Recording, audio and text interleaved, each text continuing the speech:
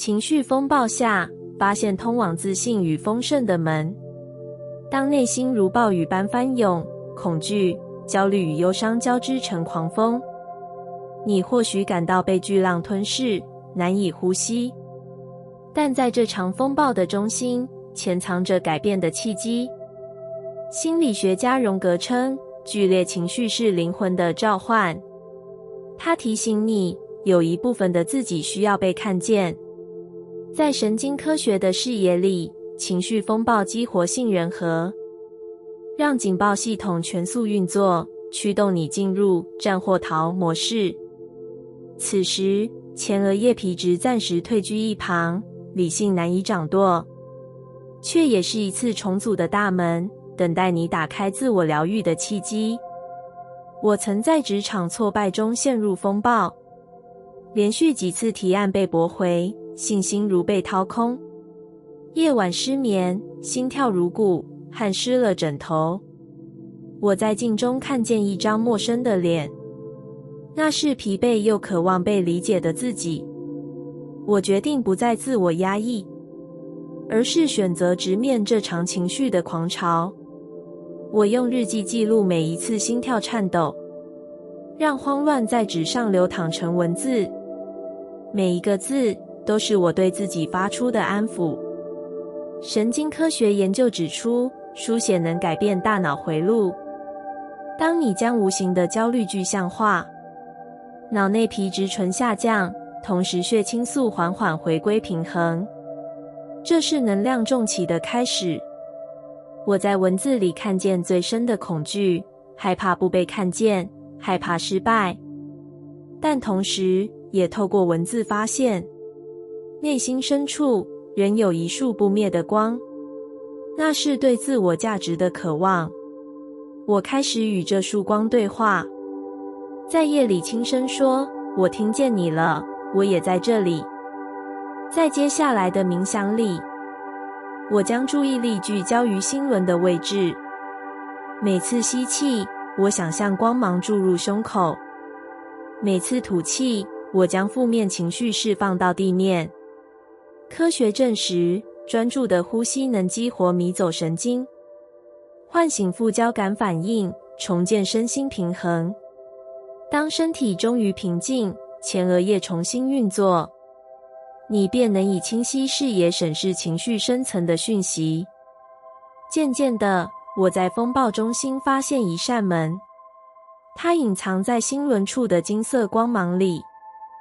这扇门通往自信与丰盛的殿堂。我轻轻推开，看到过去被盖印的渴望与天赋，那些曾因害怕失败而被压抑的梦想，如今像种子破土而出。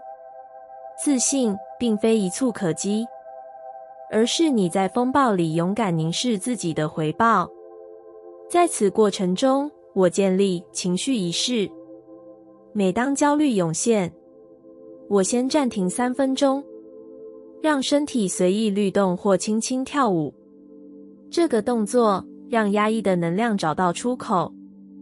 当愤怒翻涌，我会大声唱出内心的呐喊，让声音带走沉积的火焰。当悲伤袭来，我允许自己放声哭泣。泪水是情绪的净化，亦是能量转化的催化剂。在这些仪式中，自信悄然生长。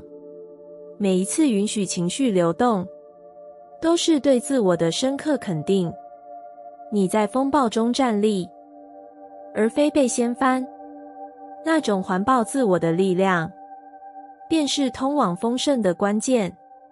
心理学家爱丽丝提到，接纳所有部分，才能重塑核心信念。当你心底的恐惧被看见，新的信念便有机会植根。我在日记里写下3句肯定：我值得被看见，我拥有创造力与勇气，丰盛正从内在流向外在。这些句子如同魔法，在3次呼吸中，让神经回路重新排列，行动跟随信念而来。于是机会如星辰密布，在生活里闪烁回应。某日，我迎来重要面试。过去我会紧张到乱语，如今我在候场前闭眼3分钟，回想自己在风暴中走来的轨迹。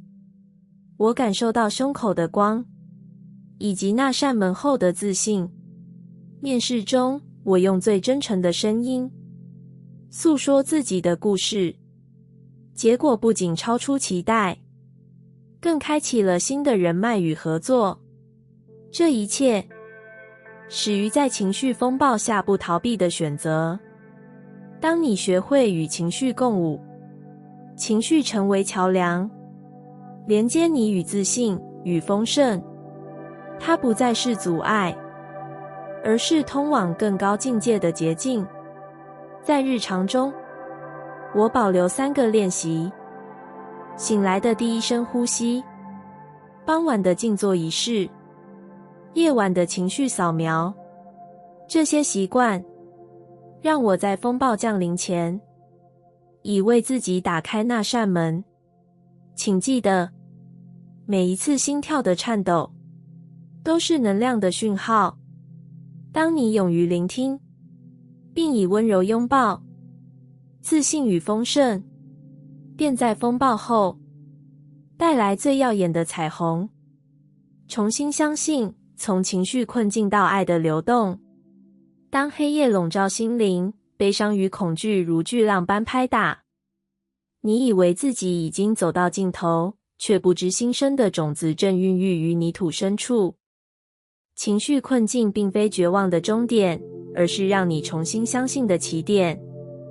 在最深的痛楚里，流动的爱将为你开启新的道路。心理学家卡尔·荣格指出，情绪困境是 shadow 的召唤，那潜伏在潜意识里的未被接纳部分，正等待光明的照耀。当你选择勇敢面对，它便不再是障碍，而成为自我觉醒的契机。神经科学实验显示，当我们以接纳的态度看待负面情绪，大脑的前额叶皮质与边缘系统开始协调，突触连结重组，旧有的痛苦模式被打破。我曾在失恋后陷入深渊，回忆如幻影般不断重演，心如刀割。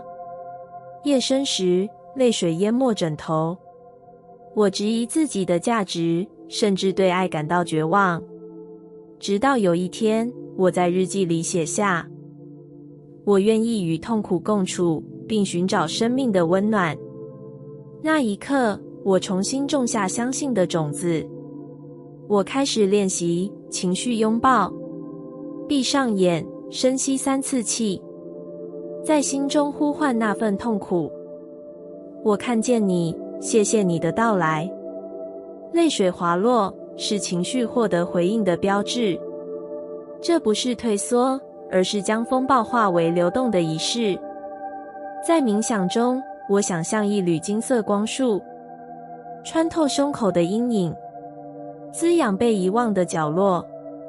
每一次吸气，我感受光带来的温度；每一次吐气，我让痛苦随风飘散。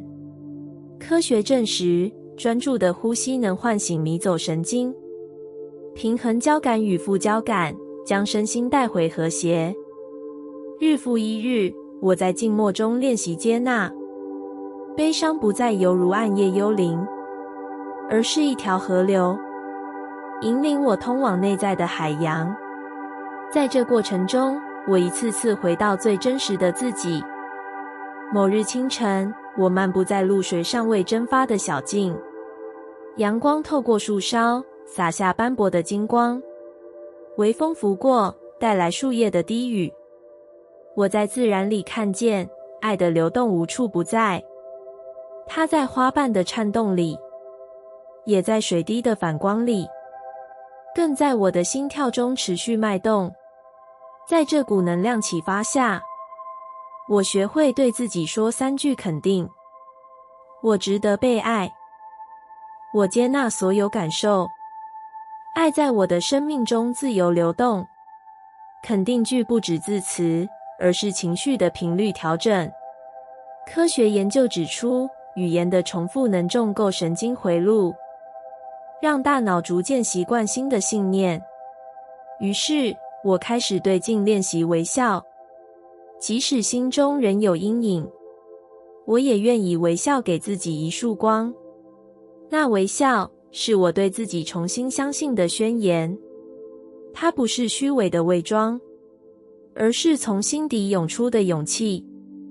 在与朋友交谈时，我不再掩饰自己的脆弱，我勇敢地分享内心的波澜，也真诚地聆听他人的心声。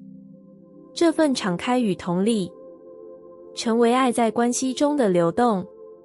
神经科学家发现，社交连结能释放催产素，促进信任与归属感。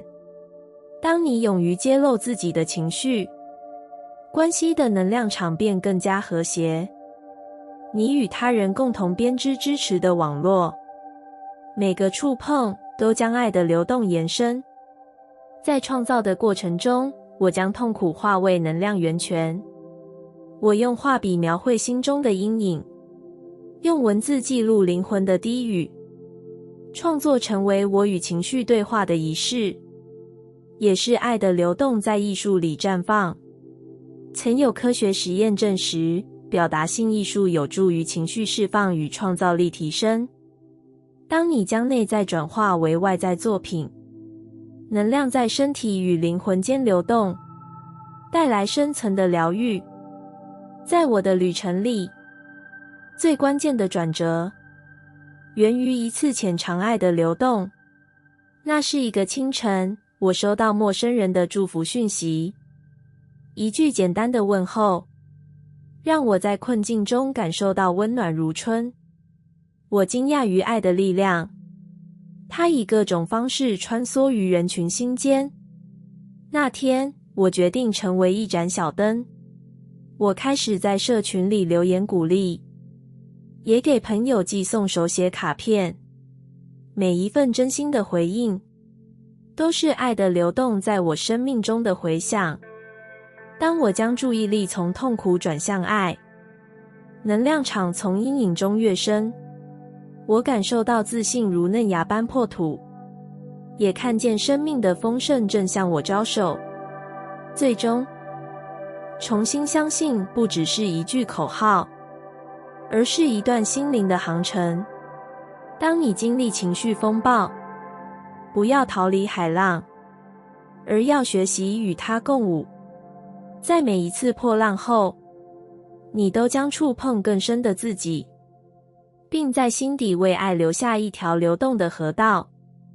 那河道将引领你穿过黑夜，抵达黎明，并将爱在万千生命里自由流淌。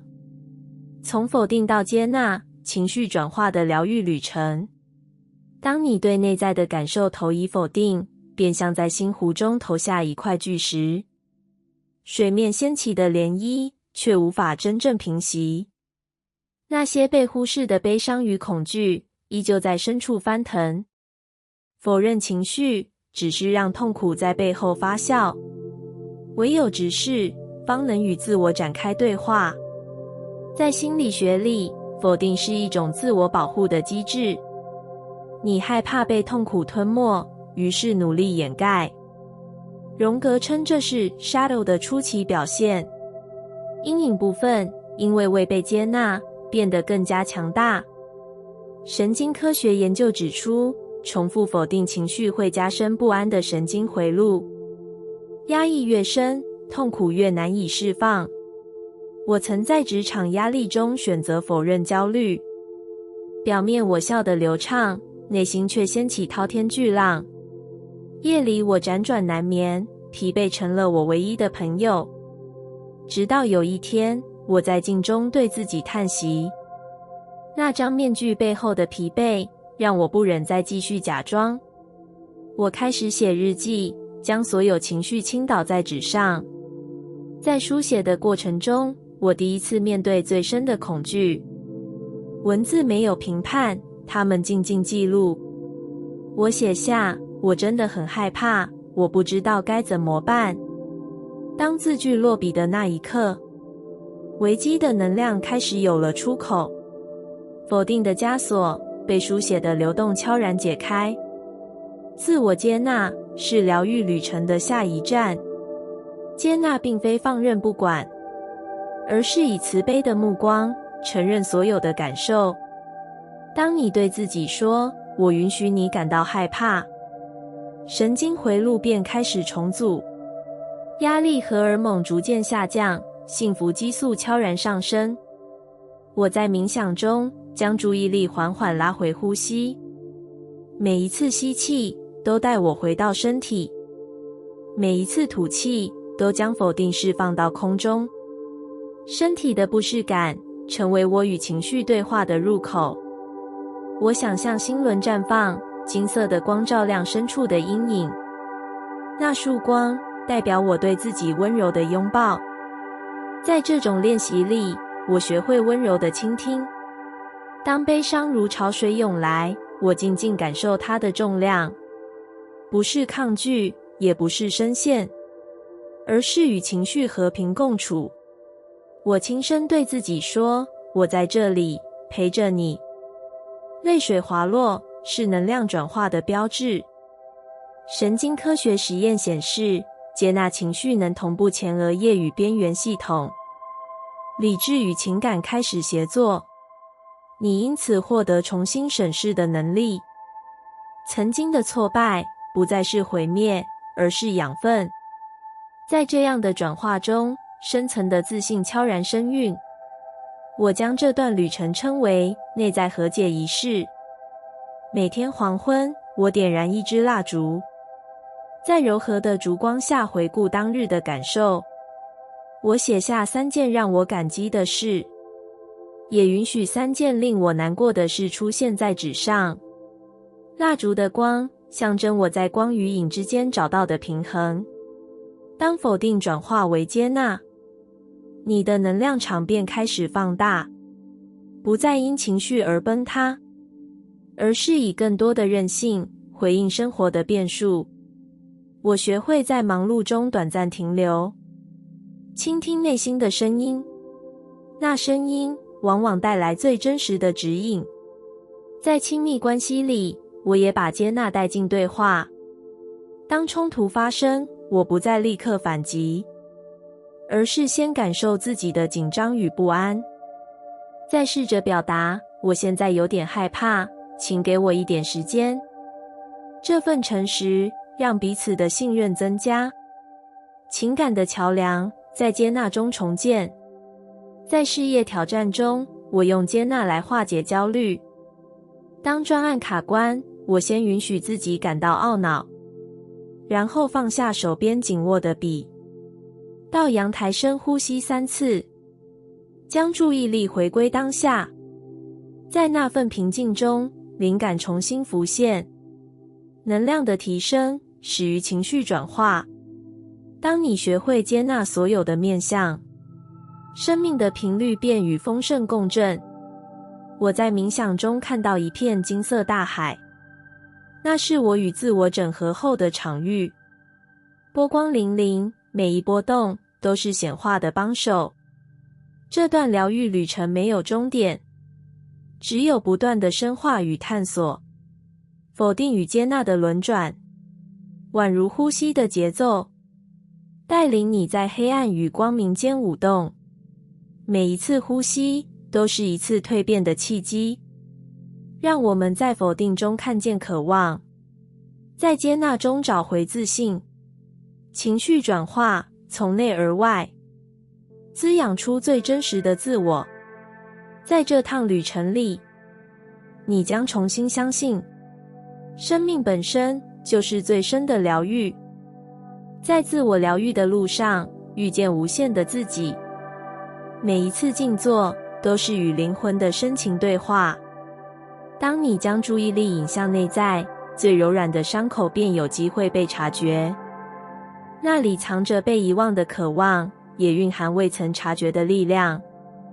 自我疗愈不是一次性的行动，而是一场持续的觉醒之旅。在心理学中，疗愈始于自我觉察。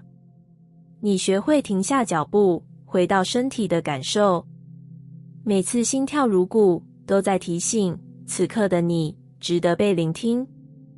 神经科学指出，当你以觉察的态度面对身体讯号，前额叶皮质与边缘系统开始协作，带来内在的平衡与清明。我曾在忙碌的日常里迷失，工作、家庭、社交像无休止的旋转木马。我以为唯有更努力才能不被抛下。直到有一天，我在夜里醒来，心脏剧烈颤抖。那一刻，我才知道我已经和自己断线。我开始每天早晨静坐，闭上双眼，将手放在胸口，聆听呼吸的进出，感受胸腔的微微起伏。在这短短5分钟里，我与自己重逢。在一次深度静坐中，我看见一座内在的山脉，山顶云雾缭绕，山脚深潭澄澈，每一段高低都是我生命的印记。我以心灵之眼扫描这座山，看见童年时那份不安的孤单，也看见青春期那抹被否定的热情。当我在冥想中拥抱恐惧，它的形状开始融化，化作一缕清泉流向山谷。那是能量的释放，也是新的可能。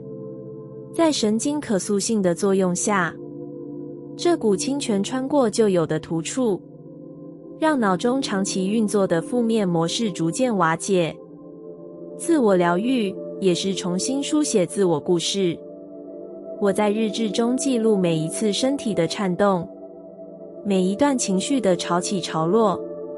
文字成为通道，让无形的痛苦化作具象的文字。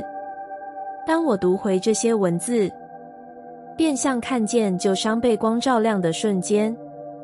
在疗愈的过程里，我学会对自己说，我看见你所有的部分，那些被我忽略的愤怒、悲伤、羞愧，终于在我温柔的注视下得以呼吸。我感谢他们曾为我保护，在危险时提醒我，让我免于重复创伤。心理学家爱丽丝指出，接纳负面情绪才能真正转化信念。当你说我允许自己感到害怕，神经回路便开始重组，新的突触连结让你以不同的方式看待自己。自我价值不再仰赖外界认可，而源自你对自己的深刻信任。在一次森林漫步中，我闭眼感受树叶的低语与泥土的气息，微风如母亲的手，轻抚我心底的创伤。那一刻，我体会到，大自然也在疗愈我，将我与万物连结，让我重新感受到存在的丰盛。我将这段经验称作自然冥想。每周一次，我选择远离都市喧嚣，进入山林或海边，在自然的怀抱里，我与自己最脆弱的部分相遇，也与宇宙的爱融为一体。在创造性的疗愈仪式中，我用画笔描绘内心的风景，颜料在画布上晕染，如同情绪在身体里流动。每一笔触都是我与自己对话的痕迹。当画作完成，便是我将自我整合的见证。每一次疗愈的突破，都让我更贴近无限的自己。那个无限的自己，不受过去伤痕限制，也不被未来焦虑束缚，而是在当下，自由绽放生命的光芒。在这段旅程里，我也学会向他人求援，社群支持、专业咨商、心灵导师，都是我疗愈路上的伙伴。我不再独自承受，而是在连结中共享力量。每一次开口，都让我更真实。每一次被聆听，都让我更坚定。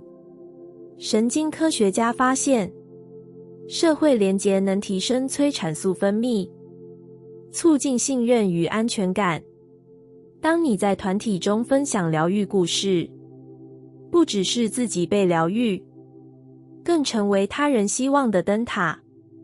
如今，我在自我疗愈的路上，遇见了无限的自己。那个自己，既包含曾经的伤痛，也拥有无尽的潜能。在每一次呼吸里，我都在与这个无限的自己共舞。自我疗愈不是终点，而是与生命同行的方式。在跌倒中学习站立，在迷失中寻回方向。每一次允许，每一次接纳，都在筑起一条通往自由的道路。让我们以温柔的步伐，踏上这条疗愈之旅。在风雨中，也能看见彩虹；在寂静中，听见自己无限的心跳。那心跳，正是无限自己的呼唤。用温柔的心，拥抱那些不被理解的自己。在深夜无声的角落，你或许曾感到孤单无助。当内在的渴望与外界的期许相违，那份落差如潮水般涌上胸口。你渴望被聆听，却找不到能懂你的人，于是选择将自己折叠，变成别人看得见的样子。心理学家指出，许多情绪源自对自我的否定。当你习惯不被理解，便开始质疑自己的价值。神经科学研究也发现，重复的自我批判会强化负面突触回路，它让恐惧与羞愧不断重演，像深植在心底的阴影。唯有以温柔的心，才能溶解这阴影。我曾是一个不敢表达的人，在团体里，我总是压抑想法，只为了避免被批评与排挤。心中那股独特的热情，在沉默中悄悄枯萎。直到有一天，我在镜中看见一双渴望的眼睛。那双眼睛对我说：“你值得被看见，哪怕只有你自己懂你。”泪水涌上眼眶，也灌溉了我遗忘的自我。我开始练习内在拥抱。每当自我批判来袭，我轻声对自己说：“我知道你很努力，也值得被爱。”在静坐中，我聆听内心的颤动，每一次心跳如同对自我的呼唤。当我允许那份颤抖存在，能量就在胸口缓缓流动。我想象自己站在春风里，被温柔的光轻轻抚慰。那道光是我给自己的拥抱。我也在日记里记录不被理解的经验，那些无法说出的秘密，在文字间获得一席之地。当字句落下，仿佛旧有的枷锁被打开一道缝隙。在书写中，我看见自己的复杂与美丽。心理学家荣格认为，认识阴影是一种疗愈。当你正视那些被否定的面向，它们不再成为力量的消耗，而是创造的源泉。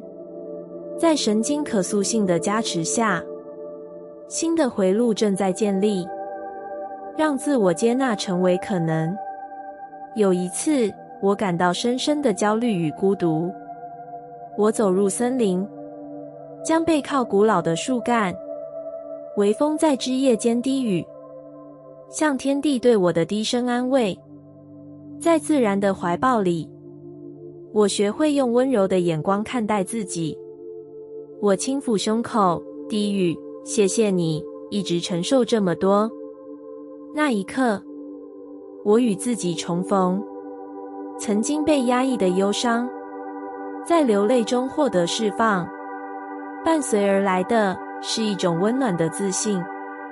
在疗愈的过程里，我也学会伸出手，邀请他人参与，与信任的朋友分享心声。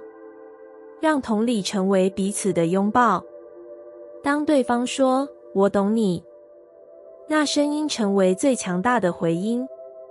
在音乐与舞动中，我将情绪化作节拍，身体的律动是情绪的出口。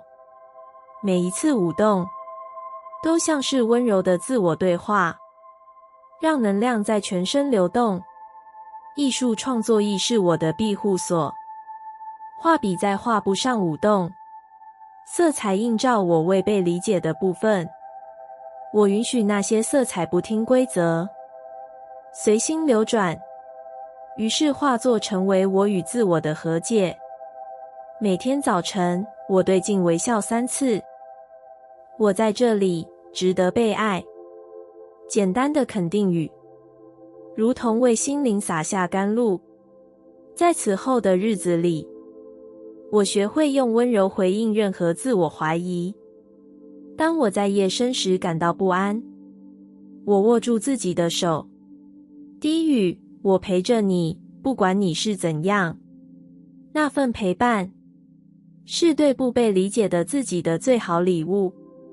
现在，我在自我疗愈的旅程中，遇见了无限的自己。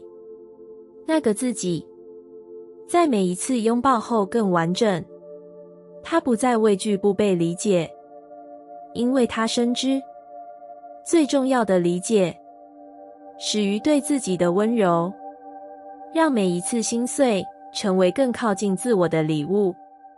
当爱的期盼破裂，心如玻璃般碎裂成无数光影，这些破碎的片段隐藏着你未曾看见的自己。每一次破碎都是一次被逼迫的觉醒，在痛苦的缝隙里，光得以透进来。心理学家荣格提醒，集体无意识的投射常让我们将自身阴影投射于他人。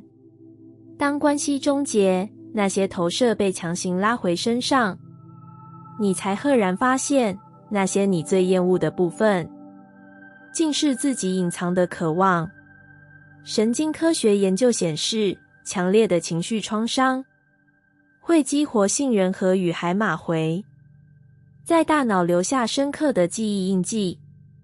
然而，可塑性让我们有机会重塑突触连结。每一次心碎后的疗愈，都是一场内在的重启仪式。我曾在一段长久的关系里，将自我放在边缘，只为满足对方。当分手的讯息突然降临，像一场暴风，将我撕扯成碎片。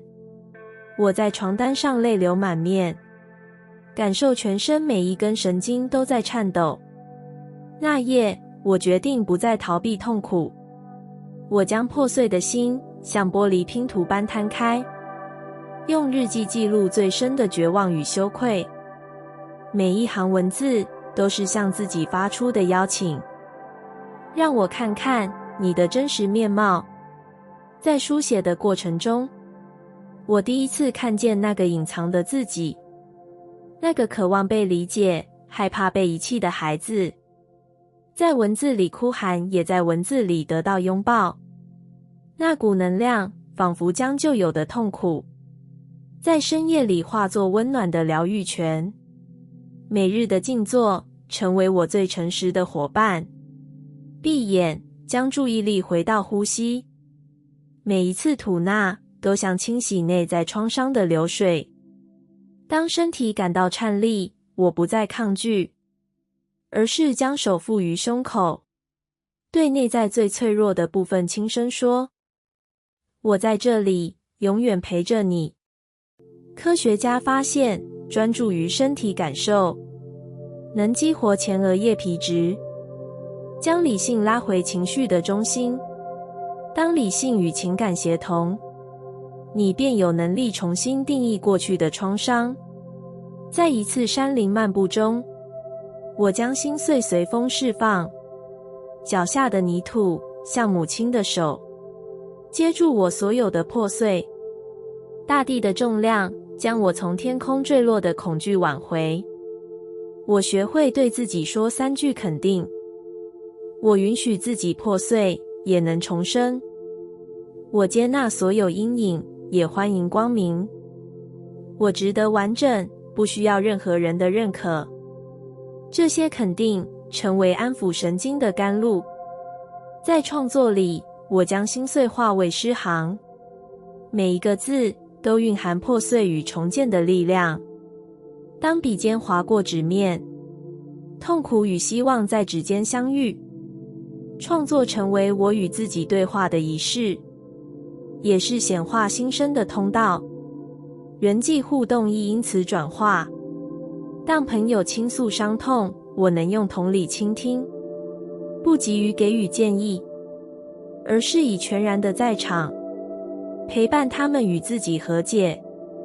在职场里，我勇敢地表达真实需求，不再隐藏脆弱，也不再迎合不合理的期望。当我以诚实为基础，合作与支持自然而来。神经可塑性让我看见，每一次接纳创伤，都是重塑大脑的新契机。当回路重组，旧有的限制信念被击碎，新的可能便在灰烬中诞生。金融上的丰盛也在这疗愈进程中显化。我曾因心碎而陷入匮乏感的深渊，当我修补内在的裂缝，丰盛则像潮水般涌入。金钱不再是衡量自我的标准，而成为自爱后的自然回馈。在恋爱里，我不再将另一半当作救赎，而是两颗破碎的心，在疗愈中互相拥抱。当我以爱接纳自己的阴影，才有能力给予对方真诚的信任。每一次心碎，都让我更贴近无限的自己。那个无限的自己，拥有疗愈的智慧，也拥有显化新生的力量。在晨光里，我对镜微笑。谢谢你曾如此勇敢地破碎。那笑容胜过任何完美的遮掩。它是真实的标志，也是重新相信自己的开始。让每一片破碎化作通往自我的桥梁，在桥的两端，是你破碎前的陌生和破碎后的相爱。当你跨越，便遇见最完整的自己。